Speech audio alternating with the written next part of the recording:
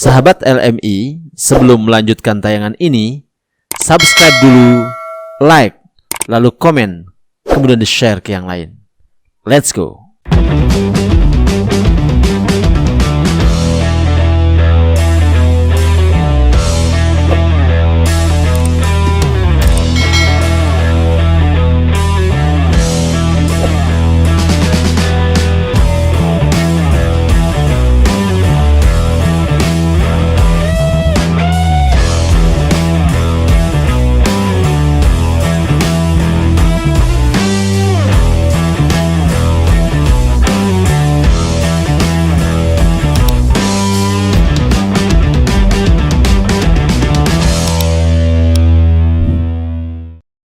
Assalamualaikum warahmatullahi wabarakatuh.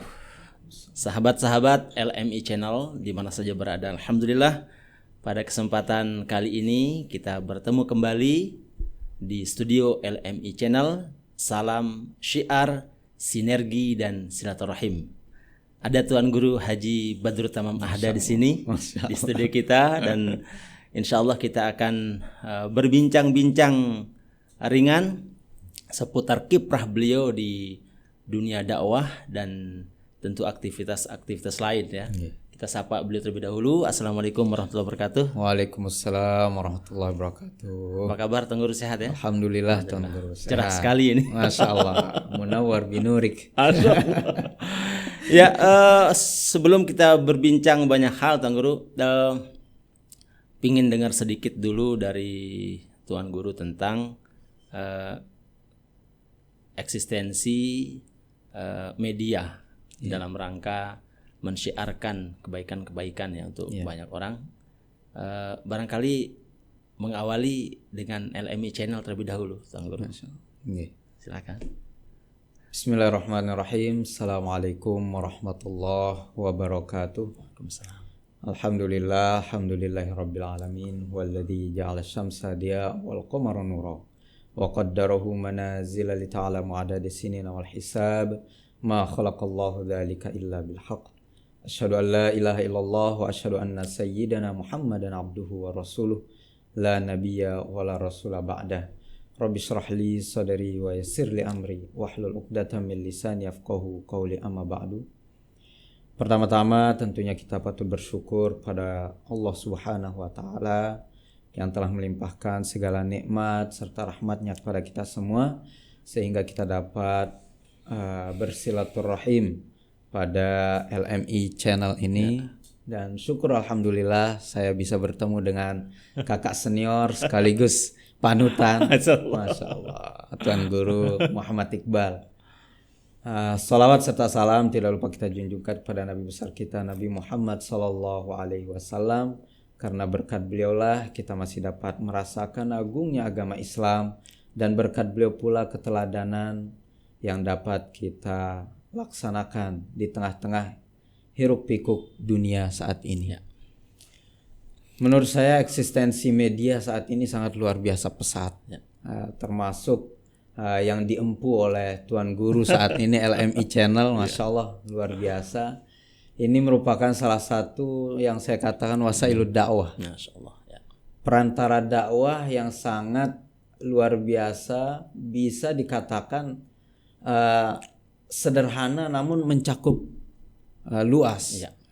Jadi dakwah itu bukan hanya kita di mimbar, bukan hanya di masjid, bukan hanya di tempat-tempat ibadah lainnya, akan tetapi salah satu media dakwah itu ya LMI Channel. Masya Allah. Media kita seperti internet, medsos, dan ya banyaklah platform dakwah sekarang yang sangat luar biasa, yang bisa anak-anak muda gandrungi dan anak-anak muda bisa akses secara langsung. Baik. Dan insya Allah LMI Channel tetap berkiprah menciarkan agama Islam. Iya. Terima kasih Tuan Guru apresiasinya ya. Kita berangkat dari situ.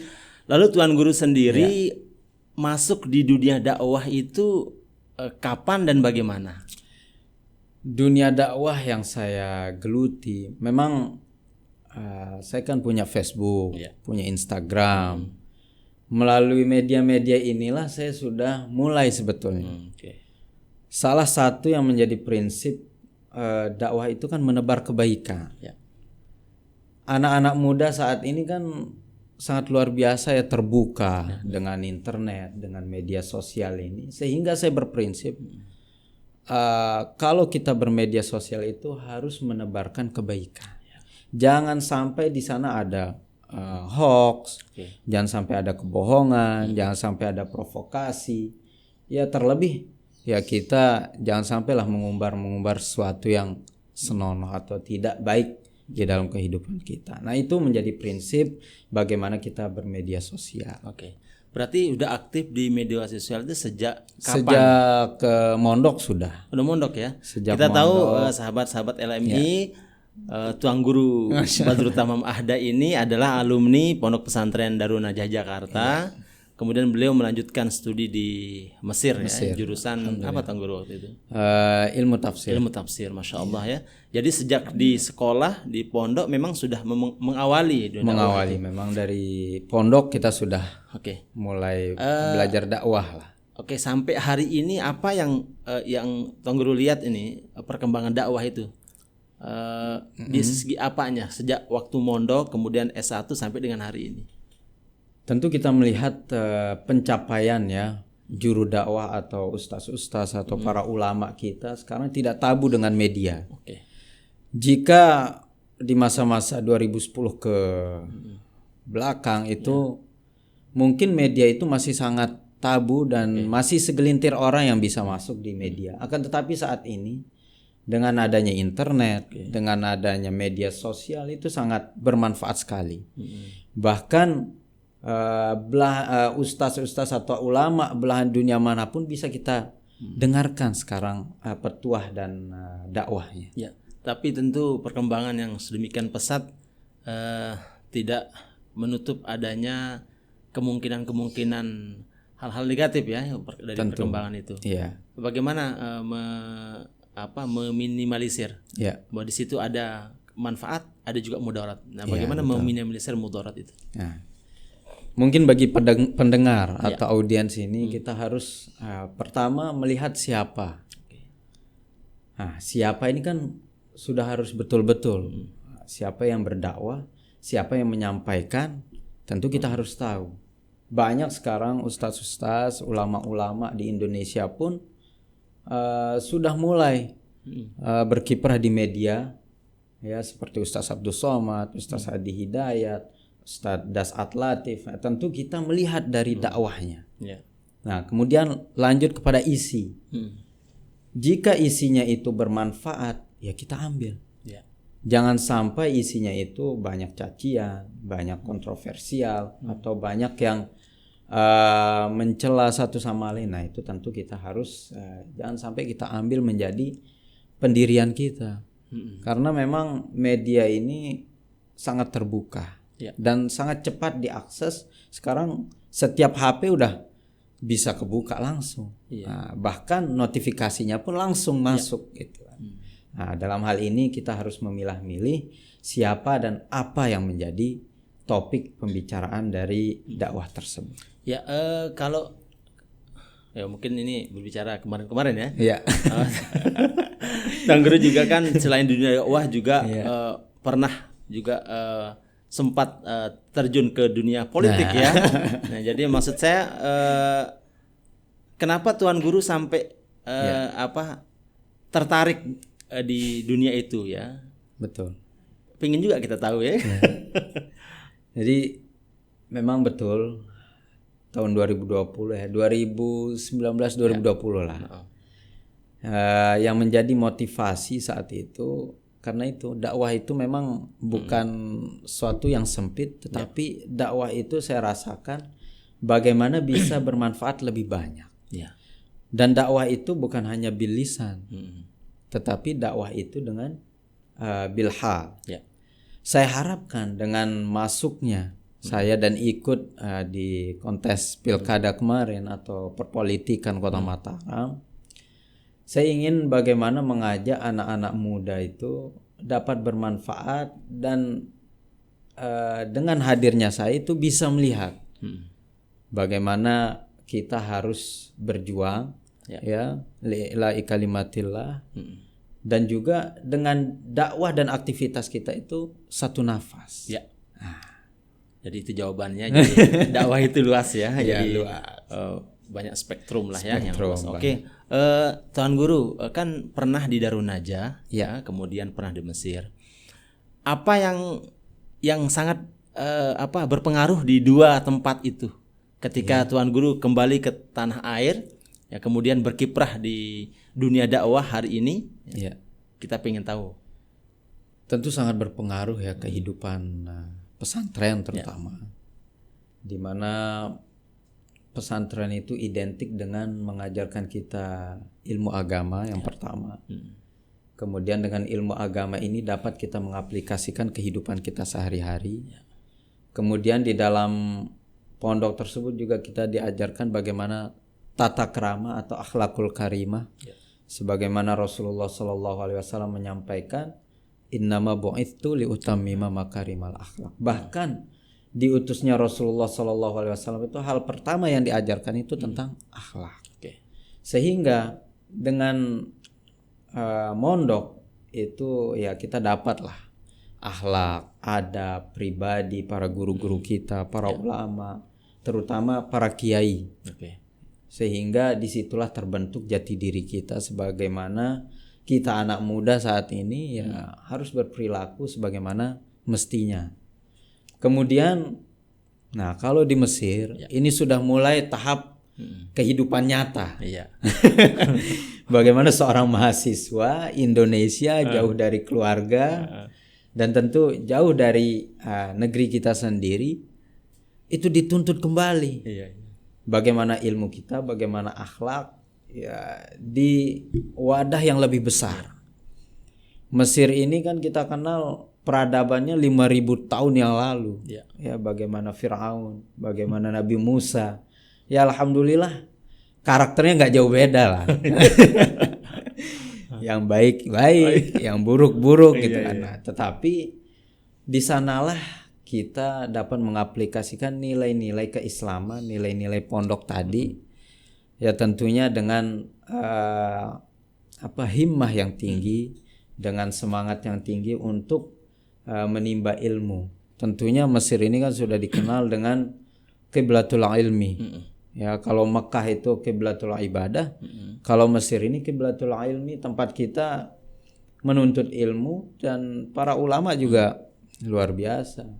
Di sana menempa diri juga, kemudian menuntut ilmu juga.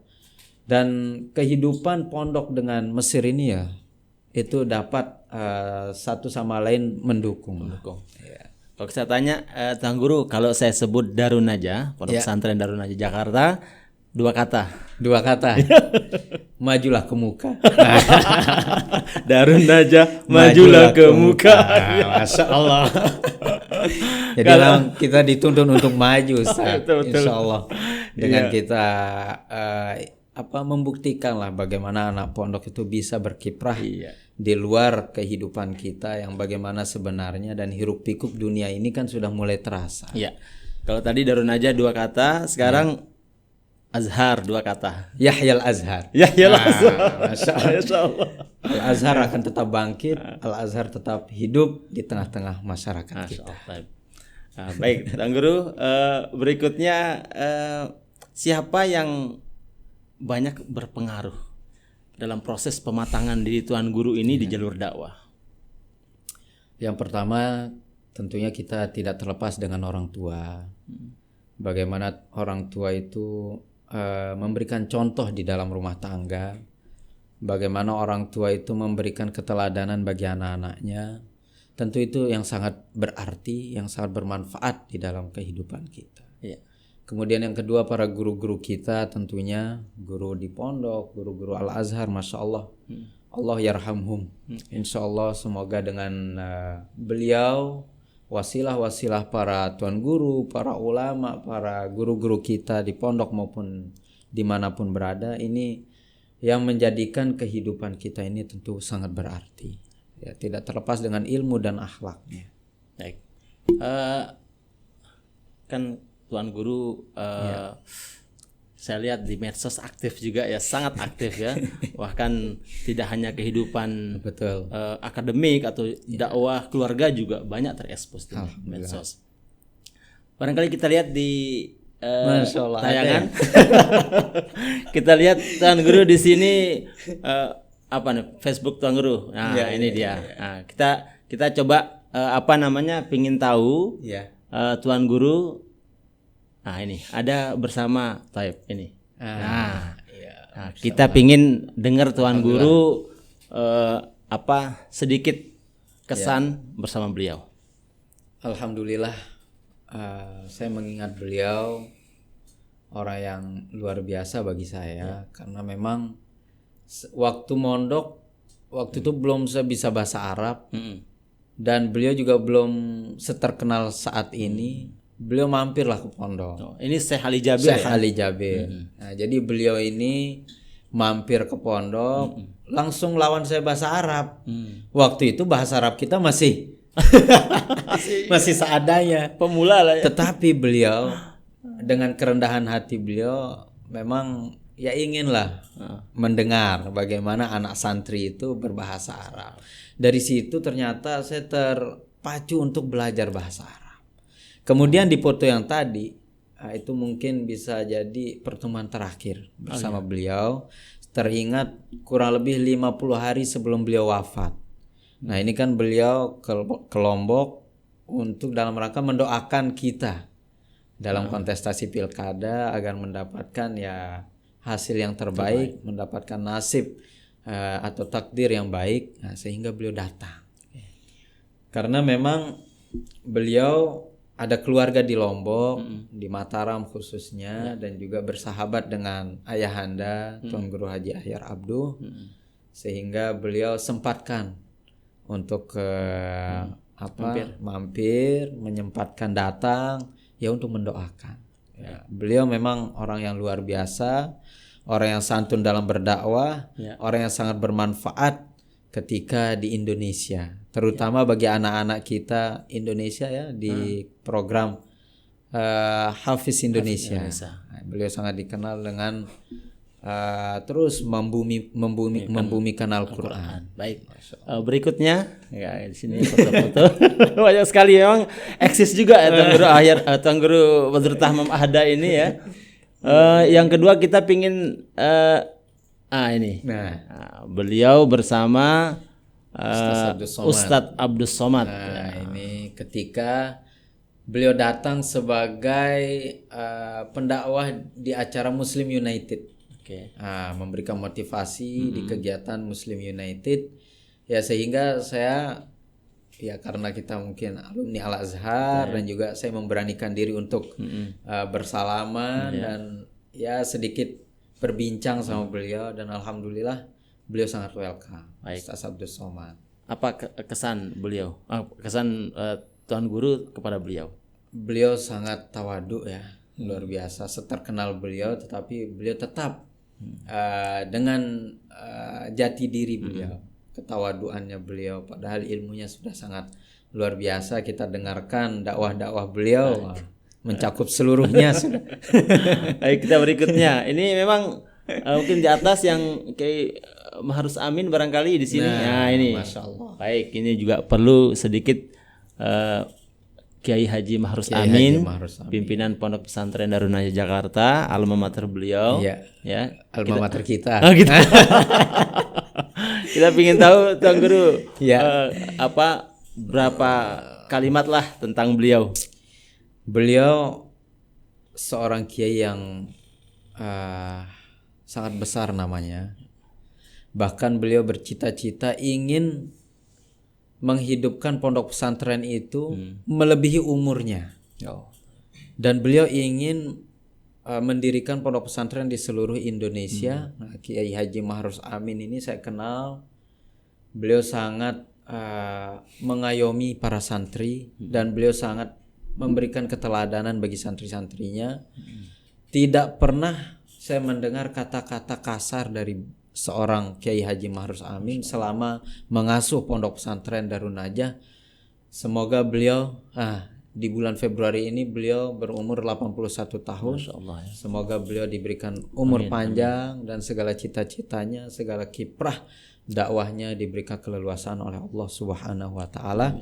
Itu yang menjadi keteladanan bagi kita juga di pondok pesantren. Betul. Kata-kata beliau tidak pernah melebihi yang disampaikan oleh Rasulullah SAW. Tidak pernah yang namanya teriak atau meneriaki santri-santrinya. Beliau sangat mengedepankan akhlak. Ya. Luar biasa. Baik, berikutnya barangkali bersama orang tua. Nah, ini pasti ini menjadi sumber inspirasi. Kita ingin dengarkan, kita dengar dari Tuan Guru ini apa yang perlu disampaikan kepada beliau berdua. Beliau selalu berpesan ke saya, yang selalu menjadi terngiang-ngiang di dalam sanubari. Pesan beliau hanya satu, jika terdetik di dalam hatimu niat baik, itu merupakan hidayah Allah Subhanahu wa taala.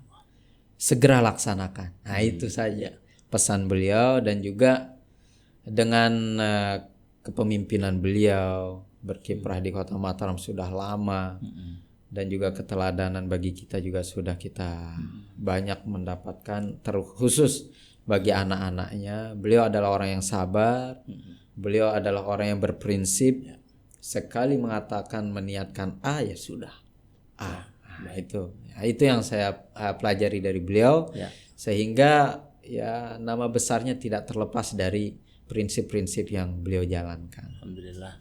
Kalau dengan Ibu? Kalau Umi tentu Umi yang mengajarkan kita tentang kasih sayang. Sesama kita, apalagi dengan saudara. Saya berenam, Tuan Guru. Jadi dengan kasih sayang beliaulah kita rasakan di keluarga itu. Biasanya kalau sebut ibu itu melankolis ya. Gitu agak berkaca-kaca. Memang selalu begitu banyak pengorbanan beliau. Biasanya kalau ibu kan dekatnya sama putra biasanya, laki-lakinya ya. Iya. Karena dan sangat mengharapkan kebaikan. Karena seorang laki-laki itu membutuhkan kasih sayang. Kalau anak-anak perempuan itu membutuhkan perlindungan sehingga lebih dekat kepada bapak. Bukan begitu? Betul. Tapi Tuan Guru dekat keduanya. Keduanya, insya Allah. Alhamdulillah. Alhamdulillah. Ya, alhamdulillah. Kita satu lagi foto barangkali bersama siapa ya? ini. Anak. Iya. Ini Tuan istri. Tuan Guru aneh juga ya, Pak. Actionnya itu ya. Ini sisi model mudanya. Sisi muda. Jadi model juga ya. Gimana Tuan Guru? Oke, ini. Tetap kita kan memang umur itu tentang angka ya. Tetapi ada sisi-sisi kita kembali kepada pemuda. Betul. Kan ada mahfuzat menyampaikan likulli maqalin wa likulli maqamin wa likulli maqamin maqalin. Ya, kita dituntun untuk menempatkan diri itu sebaik-baiknya. Ya mungkin kalau lagi santai bersama keluarga beginilah cerminan. Kalau lagi di masjid beda lagi. Betul kan? Ini sisi humanis lah ya dari Tuan Guru Badrut Tamam Ahda. Dan barangkali banyak juga pasangan-pasangan yang menjadi inspirasi bagi mereka ya, bagaimana harus dekat. Nah, barangkali di Facebook kita lihat. Luar biasa ya. Tapi insya Allah baik-baik semua kan. Baik-baik. Alhamdulillah. Ini kan dakwah. Nah ini sisi muda juga. Kita lihat beliau, wah mantap. Ini bermain basket. Apa istilahnya 3 point ya? 3 point. Ya, kita lihat sekali lagi. Ya. Wah, masuk. Tapi ini bukan pebasket sombong ya. Ya ini selagi senggang. Jadi manfaatkan waktu. Dari sekian banyak aktivitas di media sosial yang terekam di sini, bagaimana memasukkan nilai-nilai dakwah itu? Seperti tadi saya sampaikan, selama itu baik, itu merupakan dakwah. Karena dakwah ini bukan hal yang sempit. Segala sesuatu kebaikan itu sebetulnya dakwah. Entah itu dengan ucapan, entah itu dengan sikap, entah itu dengan kita bagaimana berpakaian, ya, tampil di hadapan umum, itu pun merupakan dakwah. Ya. Dan juga dimanapun kita berada itu ya kita harus berlaku baik, harus berlaku yang positif. Nah, itulah dakwah. Jadi dakwah ini mengajak sebetulnya, mengajak ke orang lain untuk bukan mengikuti kita, tetapi mengikuti kebaikan yang kita lakukan. Nah, itu dakwah. Baik, untuk aktivitas berikutnya, saat ini kita sedang ya tidak terlepas juga bisnis juga kecil-kecilan, Ustaz. Ya, ada hidroponik, ada juga bisnis British Propolis, ya, yang sebagaimana Syekh Ali Jabir juga. Nah, ini ya. Syekh Ali Jabir juga, karena saya terinspirasi dengan beliau, Syekh Ali Jabir, untuk melanjutkanlah pesan-pesan beliau untuk memberikan manfaat bagi orang lain. Nah, British Propolis juga memberikan kemanfaatan bukan hanya untuk kebugaran tetapi pengobatan. Luar biasa. Untuk mencegah, Tuan Guru, al-wiqayatu khairun minal ilaj. Berarti aktivitas bisnis juga jalan ya. Karena orang barangkali hanya mengenal Nabi sebagai juru dakwah. Betul. Tapi padahal Nabi itu juga Nabi juga berdagang kan, pebisnis, berniaga. Dan apalagi anak muda. Jangan lupa 3I, Tuan Guru. Nah, ini bagi anak muda nih. Anak muda harus mengingat 3I. 3I ya. I yang pertama iman. Tentu dengan iman mendekatkan kita kepada Allah Subhanahu wa taala. Ya, mengembalikan segala sesuatunya pada Allah. Kemudian yang kedua ilmu. Nah, dengan ilmu juga kita bermanfaat bagi yang lain. Yang ketiga itu income. Nah, ini sisi niaga. Sebagaimana kita meneladani Rasulullah Sallallahu Alaihi Wasallam, masa mudanya juga Rasul berniaga, berbisnis. Nah, apalagi saat ini di tengah hiruk pikuk dunia, di media sosial itu anak-anak muda saat ini digandrungi dengan bisnis. Bagaimana kita berbisnis dengan cara yang baik, menghasilkan yang baik, tentunya memperjualbelikan sesuatu yang baik. Itu. Karena memang dengan adanya income tadi yang tadi, justru kebaikan itu akan menjadi lebih sempurna. Karena saya pernah mendengarkan satu ceramahnya Ustadz Adi Hidayat itu mengatakan bahwa ibadah itu ada yang ibadah dengan fisik ya, berupa sholat dan puasa dan sebagainya. Ada juga ibadah yang non fisik berupa sedekah ya, berbagi infak dan sebagainya. Apabila dua-duanya digabungkan itu menjadi ibadah yang spektakuler ya. Jadi barangkali ini juga yang menginspirasi kita ya, supaya bisa iman kuat, ilmu juga mapan ya. Kemudian ada income juga, pemasukan. Insyaallah. Ngupi le embe nih. ini yang kayak begini nih inspirasinya dari mana atau enggak? Atau memang sudah ada tim? Sudah ada, tetapi ini memang lahir begitu saja. Nah, gimana kita anak muda ini kan maunya yang simple, maunya yang jamak-jamak, yang biasa. Caranya gimana kita mengajak anak muda ini? Kita ngopi. Betul. Ya, dengan ngopi ini kan kita masuk ke kedai satu, ke kedai yang dua, gitu terus. Nah, dari situlah kita mengajak anak-anak muda ini ya secara tidak langsung. Betul. Kadang mereka mengajak diskusi juga. Ya Ustadz, gimana kalau kita berdagang ini ada nggak keteladanan? Ada, Rasulullah itu berdagang. Betul. Menjadi kebaikan. Nah, kalau kita niatkan dengan ibadah. Nah, itu segala sesuatunya kalau kita niatkan ibadah ya tentu menjadi hal kebaikan di dalam kehidupan. Baik, yang terakhir barangkali quote tadi yang ada quote. Ada yang apa tadi itu yang beliau yang pakai baju biru tadi tentang mana tadi itu. Barangkali perlu kita ulas sedikit. Nah, ini. Oke, ini quote dari Tuan Guru Haji Badrul Tamam Ahda. Jalan hidup ini sudah ditentukan sebagaimana takdir yang diberikan. Maka Allah memberikan sebuah ikhtiar dan doa untuk merubahnya. Ini apa maksud yang tersirat di balik ini? kita kan sebagai umat Nabi Muhammad SAW, sebagai hamba Allah, begitu kita lahir kan ada 4 yang sudah ditentukan, ya termasuk takdir, jodoh, nasib dan kematian itu. Sehingga 4 hal ini kita diberikan cara untuk merubahnya. Ya, ada takdir yang dapat dirubah, ada takdir juga yang tidak dapat dirubah. Yang kita inginkan mana takdir yang dapat dirubah? Dirubahnya dengan apa? Dengan doa dan ikhtiar. Nah, kehidupan kita banyak. Ya, ada yang kerja di sebuah perkantoran, ada yang bekerja di rumah sakit, ada yang berbisnis. Tentu takdir kita ya watilkal ayyamu nudawiluha bainan nas, berputar terus. Nah, tentu dengan ikhtiar dan doa itulah kita dapat merubah agar lebih baik. Luar biasa ya, sahabat-sahabat LMI. Memang kalau kita berbincang sama tokoh muda kita ini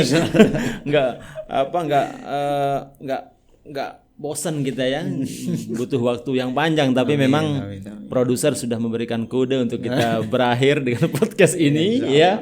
Oke. Oh tadi ngopi dulu Heb itu kan kata Tuan Guru. Nah barangkali ini kita ada sponsor di sini.